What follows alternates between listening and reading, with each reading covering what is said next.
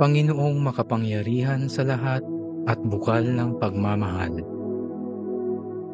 Ang aming mga puso ay napupuno ngayon ng pasasalamat dahil binigyan mo kaming muli ng bagong araw upang matuto at lumago.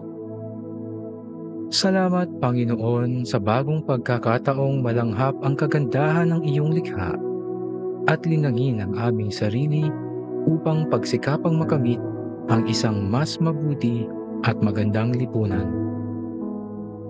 Sa aming talakayan ngayong araw, naway pagpalain mo kami ng karunungan at kaalaman upang kami ay maging mga instrumento ng kapayapaan at pagmamahal. Haplusin mo ang aming mga puso upang maibahagi namin ang init ng iyong pagmamahal sa aming kapwa. Gabayan at ipagsanggalang mo kami mula sa lahat ng kapahamakan. Padalisayin mo ang aming mga puso at isip mula sa anumang puot, galit at kamangmangan na humahadlang sa pagkamit ng aming buong pagpapakatao.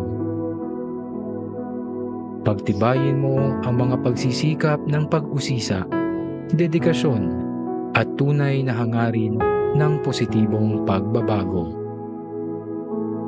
Inaalay namin sa iyo itong panalangin ng aming puso.